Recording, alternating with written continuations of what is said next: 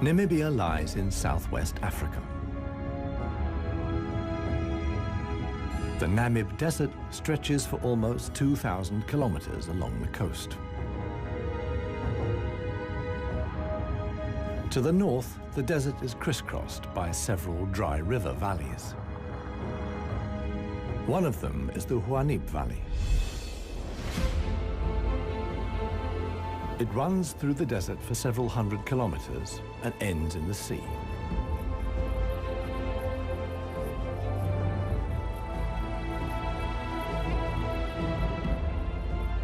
Water flows here once, at most twice a year. Only deep-rooted plants like anna trees can survive here. Only here, within the valley, can mammals exist in the long term. It is the home of the desert elephants.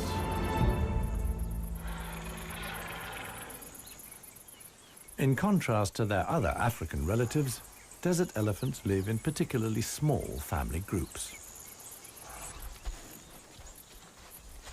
They are so rare and their way of life is so special that they're under the constant supervision of scientists who've also given the elephants names.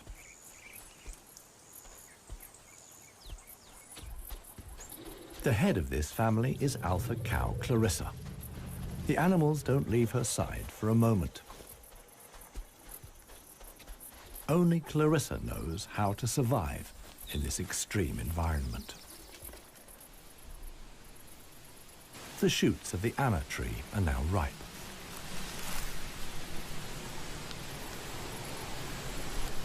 The pods contain protein-rich seeds.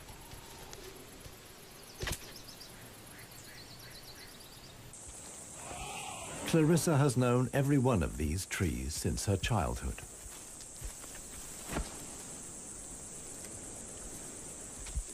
Even the youngest, Maya, tries the shoots. Here, however, experienced trunk tip control is required. It's easier for her to get the protein she needs from her mother's milk. Desert elephants only have half the number of calves as other elephants. The male animals stay with their mother's family until they reach sexual maturity. With mock fights, they prepare for life without the protection of the females. Adult bull elephants are loners or travel in small groups. Jappy is the most skillful of them.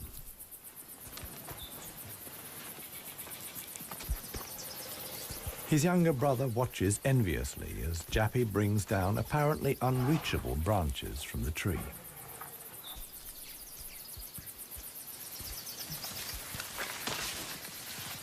In the valley, Jappy is well known for such tricks. He learned them from his father. Friendship among bull elephants has its limits. Jappy is certainly not willing to share his branch with his younger brother.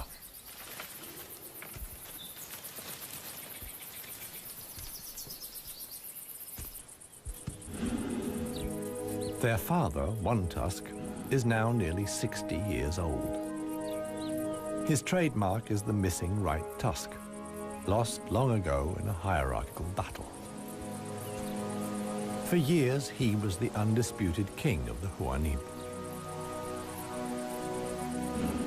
Now he lives in seclusion. One tusk's legs are weak. He can no longer keep up. The aging bull is already being watched by a male jackal, which lives in the Huanib Valley with its partner.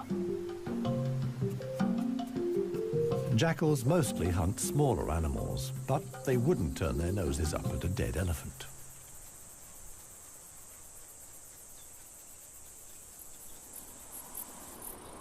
In a side valley, Clarissa has discovered a further source of food. There's a wide selection of bushes, grasses, and herbs.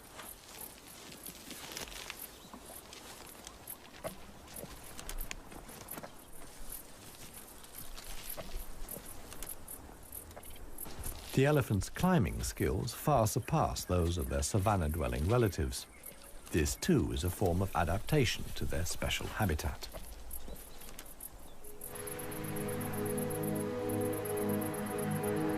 Old one-tusk has at last reached one of the anna trees in the Huanib Valley. But Clarissa and co. haven't left very much for him to eat. He desperately searches for something edible in the remnants. In vain.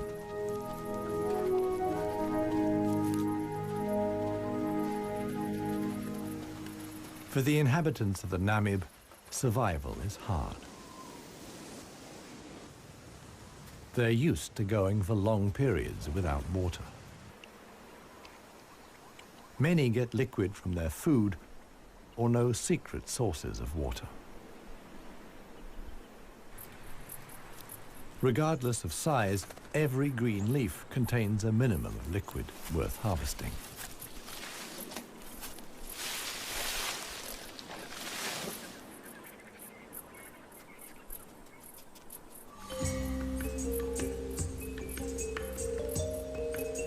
Outside the dry river valleys, there is scarcely any vegetation.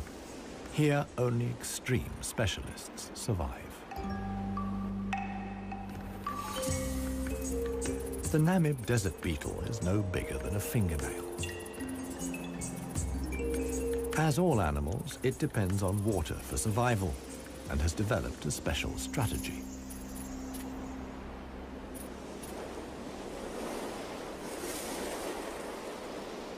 Even the tiniest traces of dampness in the air condense on its carapace. In time, a drop forms, which then flows directly into the beetle's mouth. This way of life limits the distribution of desert beetles to those parts of the desert that see fog. But where does the fog come from? The Namib is one of the few deserts in the world that stretch to the sea. The cold Benguela current from the Antarctic cools the seawater to a temperature of 12 degrees Celsius. When the water reaches land, it evaporates in the warm desert air. Around 200 days a year, the desert is wreathed in mist, which sometimes extends hundreds of kilometers inland into the dry river valleys.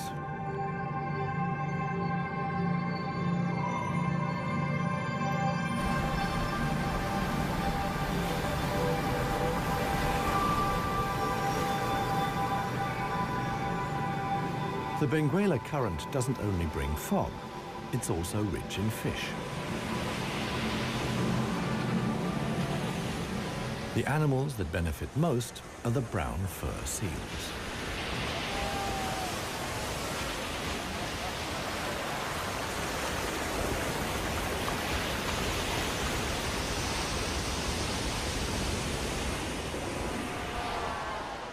Their colonies are often home to 100,000 animals.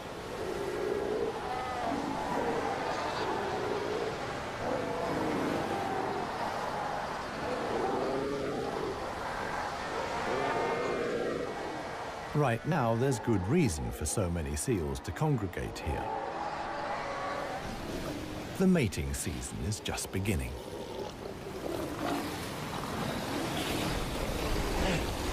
Everywhere, bulls are fighting for the right to mate.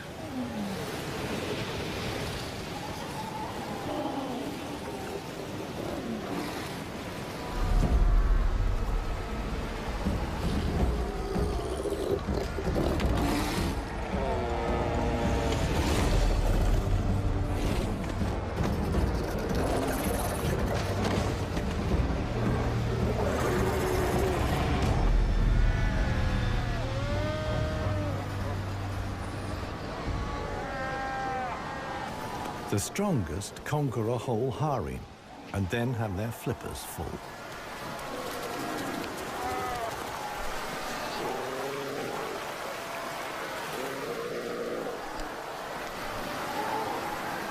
After mating, the males disappear into the sea.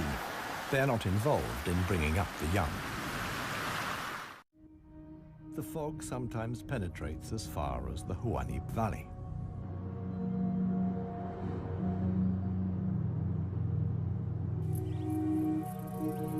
Now, even the biggest animals benefit from the moisture contained in the fog.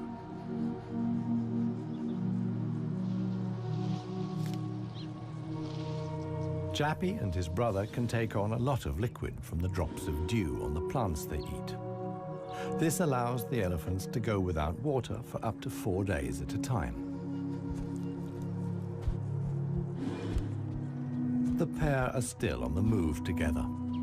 This will soon change.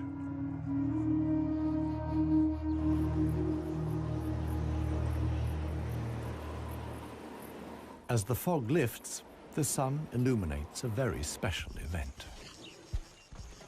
Families of elephants from other dry river valleys are on their way to the Huanib Valley. They're following the calls of their relatives, which they pick up via the soles of their feet, as via a stethoscope. More and more elephants join Clarissa's family. Some of the animals haven't seen each other for years and exchange affectionate greetings. Jappy and his brother are also aware of the arrival of the females. When it comes to attracting a cow, in a flash, companions become rivals. Once upon a time, one tusk was also aroused by all the excitement. Today, it no longer has any significance for him. He wouldn't be able to deal with confrontations with other bulls.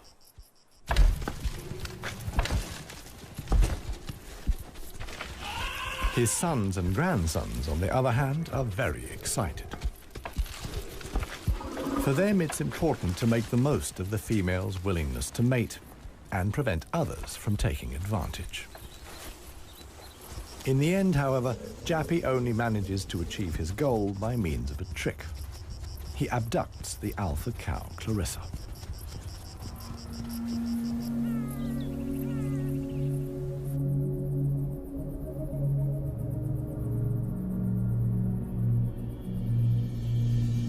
While many of the inhabitants of the valley spend the night hours asleep, this is the time of the real desert dwellers. The Namib sand gecko is only active at night.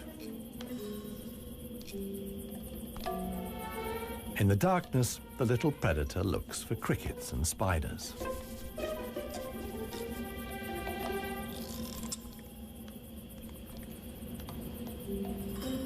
Like a frog's, its toes are webbed. This enables the lizard to seemingly fly across the dunes without sinking into the sand.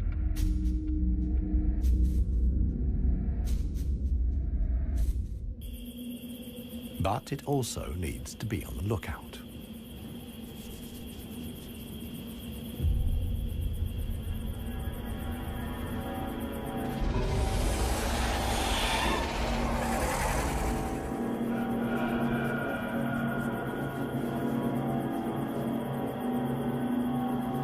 A sidewinding adder. Similar to desert elephants, beetles, and geckos, the snake has a hard life in the Namib.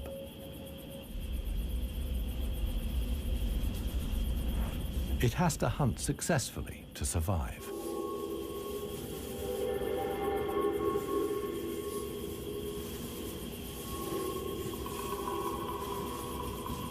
Once it finds a good spot for an ambush, it goes to ground.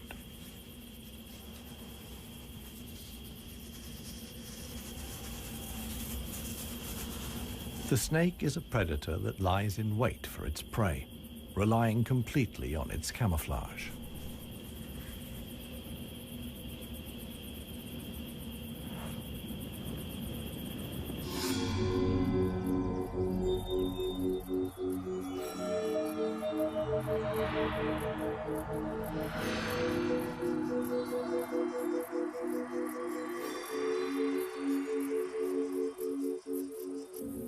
For the sensitive gecko, it's time to go.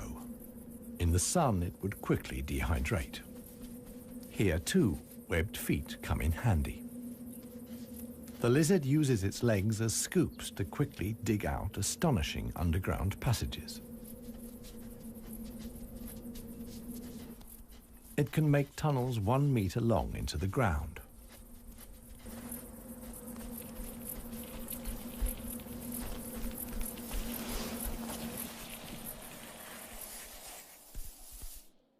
Here, it's safe. Up at ground level, another gecko isn't in quite such a hurry. With good reason. The fog is coming.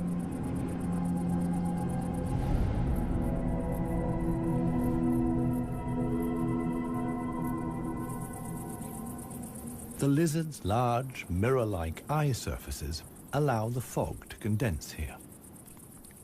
At last, water.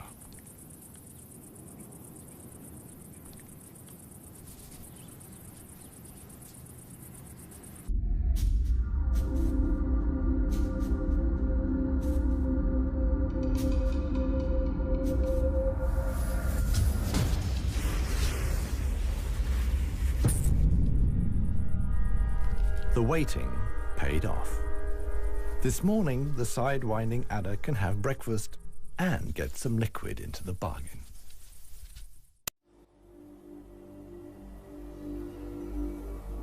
The Namibian winter is coming to an end, and with it, the mild climate brought by the fog. Relentless heat descends on the Huanib Valley. 40 degrees Celsius in the shade. This is approaching the limit for even Clarissa's family.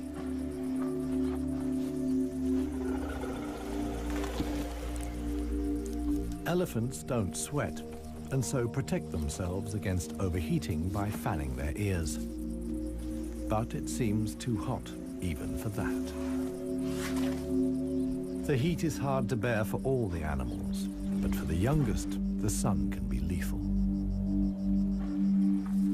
Maya is really suffering.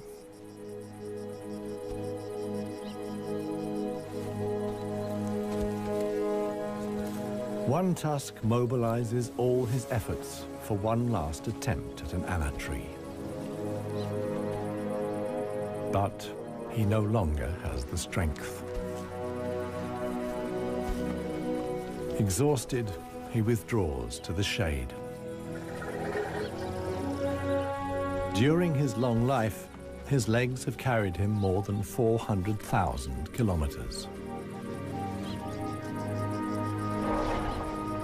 As with most bull elephants, the last few steps he will take alone. Despite the heat, Clarissa can't afford to take a break. She urges her family to move on.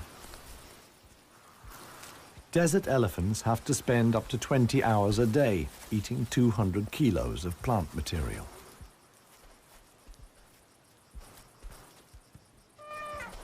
As tiring as that may be, Clarissa's family have no choice. One young bull is already so exhausted that he sleeps through the signal to move off. He only wakes up when the other elephants are already out of sight.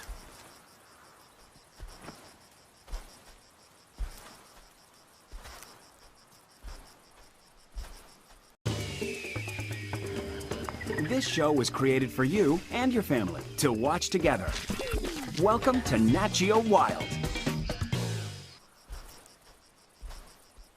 It finally dawns on him that he really is all alone.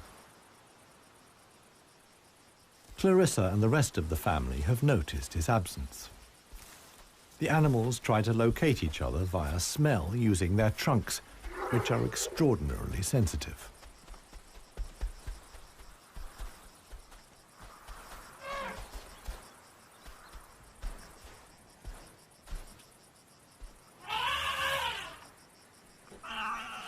In the end, it's Maya who gives the decisive call. Now the straggler knows which way to go.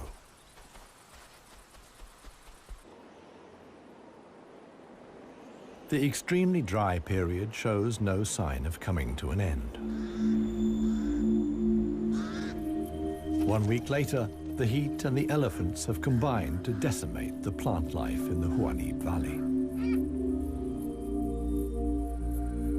Vultures take up positions on the trees on the edge of the valley.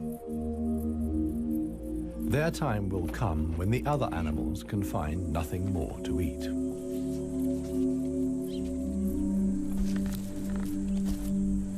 For Clarissa's family, a dead tree now becomes the sole source of food. In the desert, a tree of this size takes years to break down. And it's the elephants that turn it into food again for the other animals. They themselves only use 60% of what they eat. The rest they excrete undigested. In this way, they distribute seeds, like those of the anna tree. Some animals, like the helmeted guinea fowl, take the majority of their food from what the elephants deposit. In times of scarcity, even the Huanib Valley baboons look for something edible in the elephant's dung.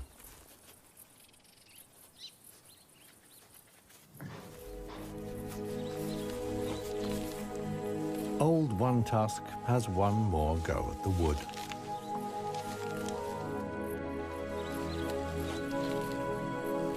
But elephant molars only grow back 6 times.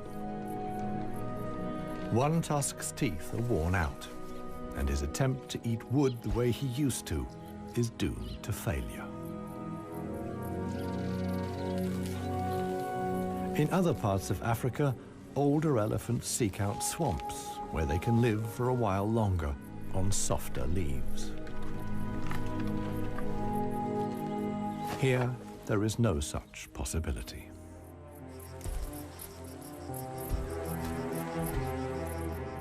For Clarissa, too, the situation is becoming threatening. She and her family must leave the valley and seek food and water elsewhere. Other families join the trek.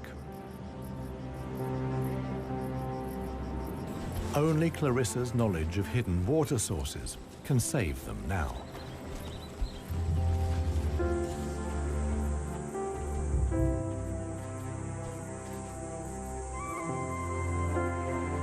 Scarcely any animals are left in the valley. Even the jackals are leaving. In their search for food, they will move along the Huanib Valley until they reach the coast. Only One Tusk is too old and too tired for the trek. The one thing that could save him now is rain that would let soft grass grow. With this slim hope, he remains behind.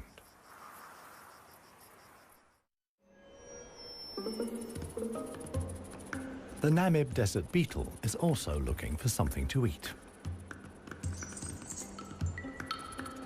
In contrast to most of the desert dwellers, it is not seeking fresh young shoots. The beetle is on the lookout for plant residues. The unceasing wind is a help.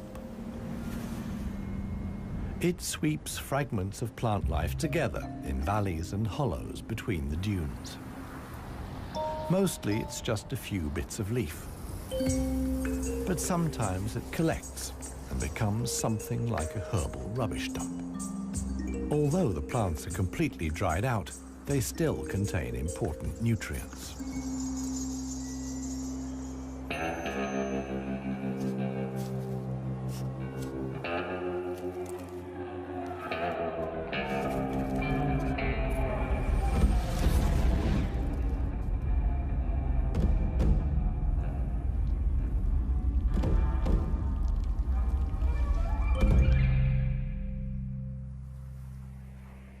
The Namakwa chameleon is one of the most dangerous hunters in the Namib desert.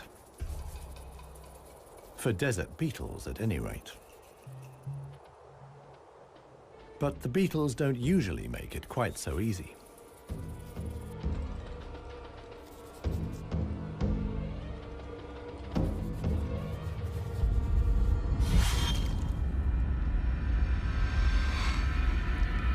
The beetles aren't only full of protein, but also provide essential liquids for the lizard.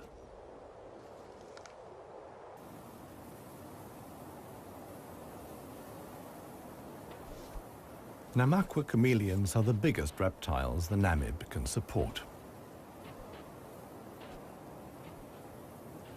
In contrast to the mammals, they can't undertake long migrations to look for food and water. Similar to the Huanib, a river once flowed here. Along its banks, animals like chameleons penetrated deep into the desert. Hundreds of years ago, the dunes slowly invaded the riverbed and cut off the water supply. This process was so slow, however, that the animals had time to adapt to the new conditions.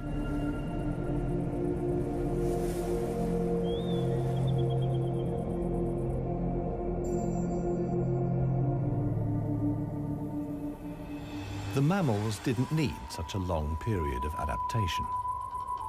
Their ability to migrate over long distances enabled them to conquer the desert much more quickly. The pair of jackals will soon reach the coast.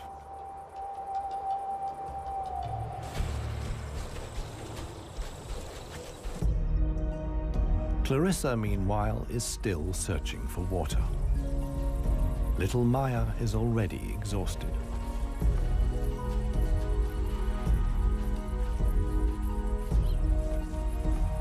The group has to keep stopping.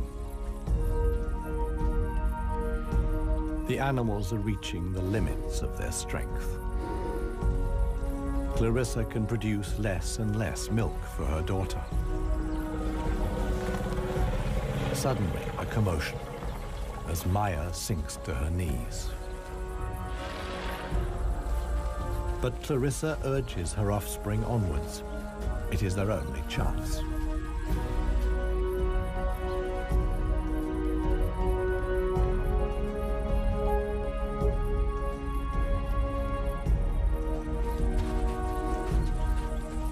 As dusk falls, they finally arrive.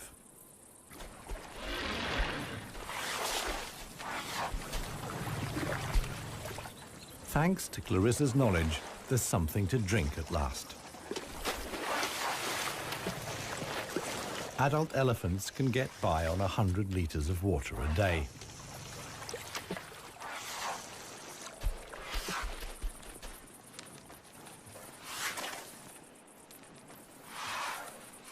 The subsequent dust bath serves to protect the elephant's skin from the relentless sun. The trek to the next source of food is long. The following morning, Clarissa will move on.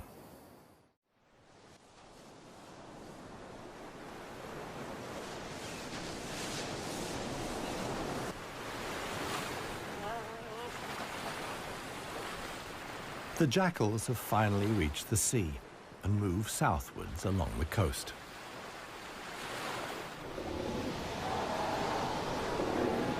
The new generation of brown fur seals is just arriving. Many of the mother animals are heavily pregnant. This young mother hasn't long to go.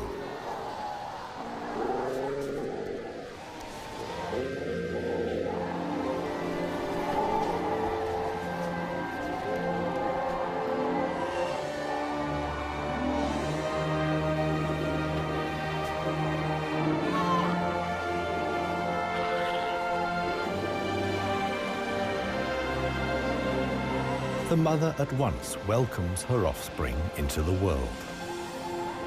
Each voice and scent is as unique as a fingerprint. The ritual creates an unbreakable bond between mother and pup.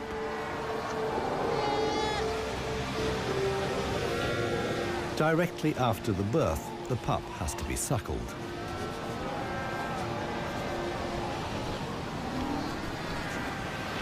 The newborn is a little clumsy.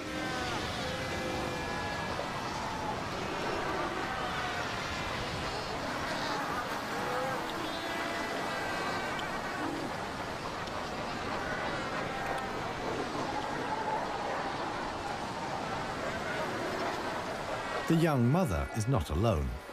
Tens of thousands of other females have also given birth.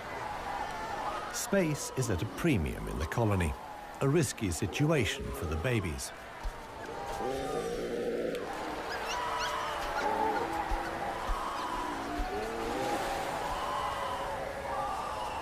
To minimize the danger, the seals organize a kindergarten.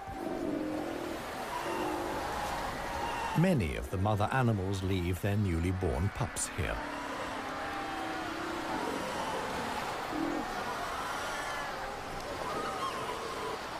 The nursery not only offers the young pups protection, but also makes it easier to find them later.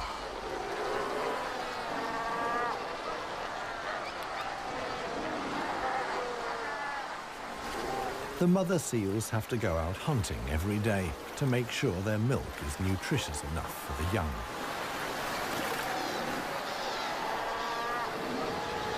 But when choosing the location of the kindergarten, they forgot about the tide.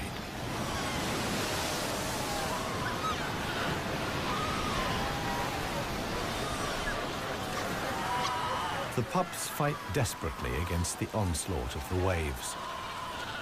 The baby is washed out to sea, along with the other newborn seals.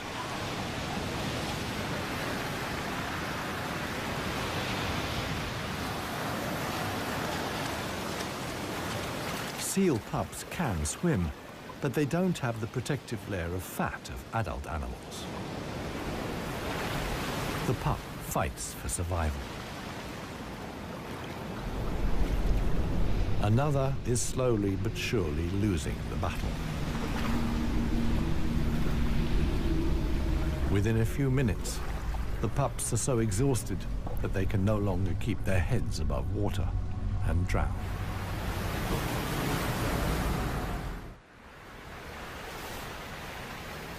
The next morning reveals how great the danger posed by the sea is for the seal pups.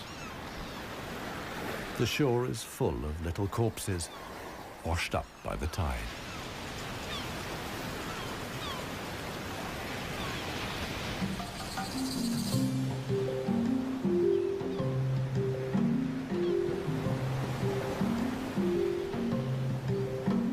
The jackals from the Huanib. The pair have traveled hundreds of kilometers from the arid valley.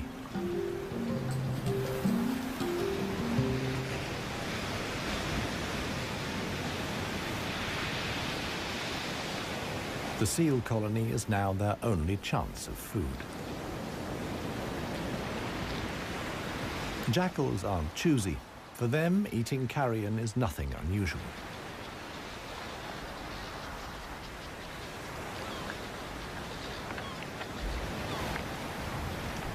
They'll be spending the coming weeks at the seal colony.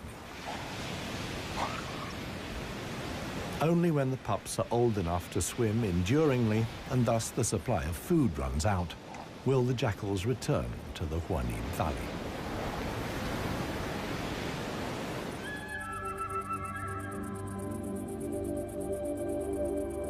It's not only the jackals that undertake such long treks.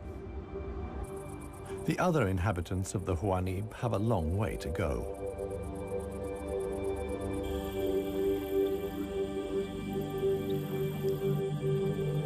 An oasis hidden deep in the desert. Oasis.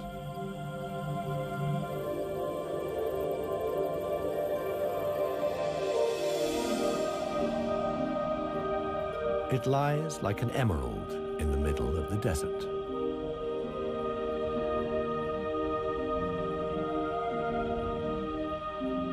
A thin band of loose vegetation lines the watering hole.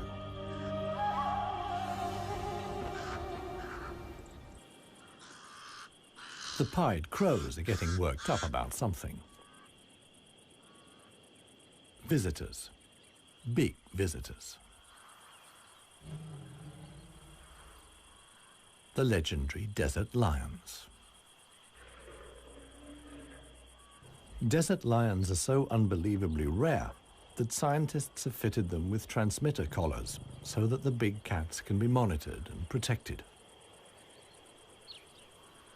Two females have taken up positions in the undergrowth with their young.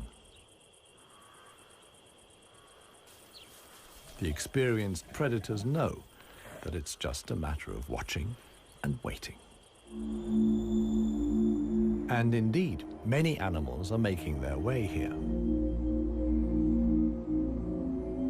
The oryx's numbers have thinned noticeably.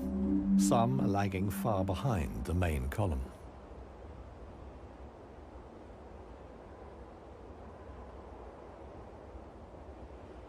After more than 10 days' trek, the first animals finally reach the source. Cautiously, they approach the steep bank. They're in danger of sinking into the soft ground.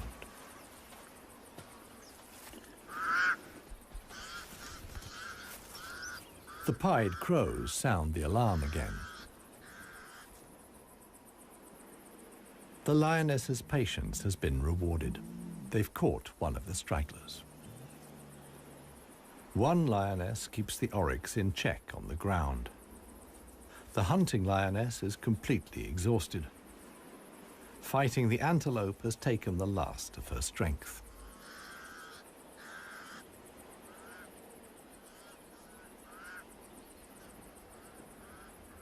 She drags herself back to the bushes to get her cubs.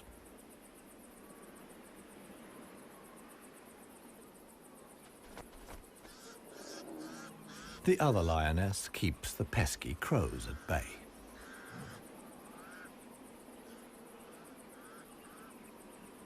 Luckily for the huntress, the cubs quickly grasp the situation. They can hardly wait to get their teeth into some fresh food. All the animals here are fighting for survival. The lionesses won this round. They've enough food now to last the coming weeks.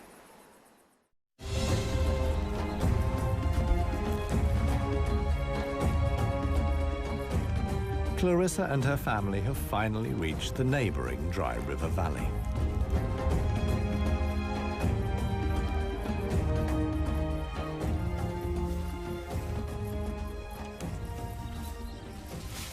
The experienced cow knew instinctively that in times of drought, there was some precious greenery here to feed on. The exhausted animals can at last fill their stomachs again.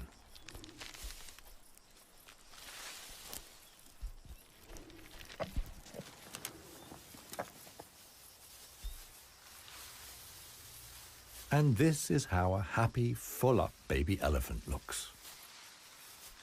Maya in paradise.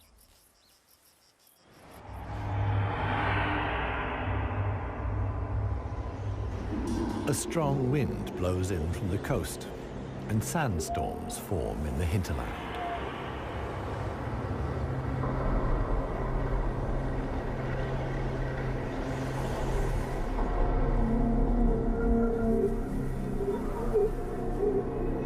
They reach the river valley where Clarissa and family have found food and shelter. Sandstorms like these are the harbingers of heavy rain. Experienced elephant cows like Clarissa know what that means. As soon as it rains, the dry river valleys will be turned into raging torrents that wash away anything in their path. Imminent danger for the family of elephants. Time to move on again. Now the safest place to be is outside the valleys. How right Clarissa was can be seen the following day. Water in the dry river valley. Only every 10 years or so is the rain strong enough for the flood wave to reach the sea.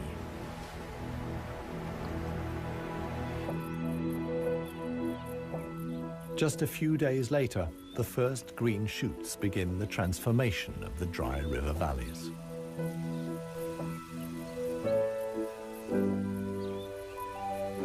The Huanib Valley, too, is bursting with new life as the first exiles return.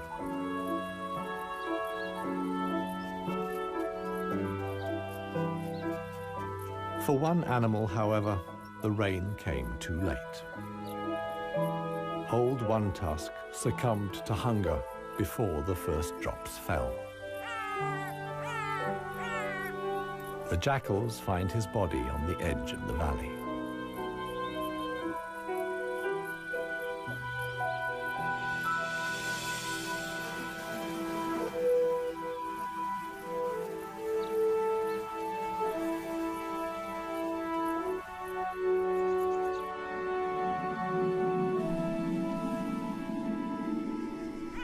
The jackals don't approach the body until evening. And thus, the circle of life is complete. The next morning, long unheard calls echo through the valley.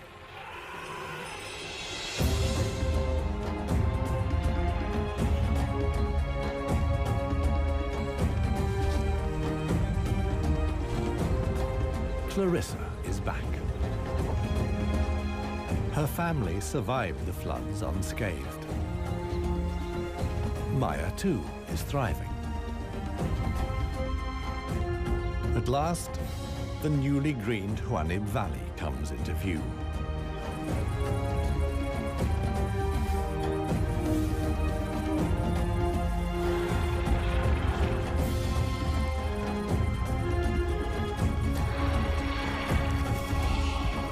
Clarissa's family is home again.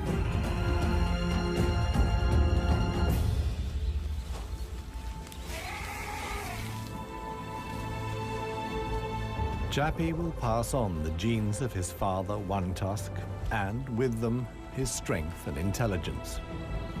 Clarissa is pregnant with his baby. The alpha cow will induct each new generation into the secrets of the desert elephants. This is essential for their survival. The Huanib River Valley is probably the last real wilderness in Namibia, one in which only the cleverest, most intelligent of the animal world can survive. A life of extremes in the home of the desert elephants.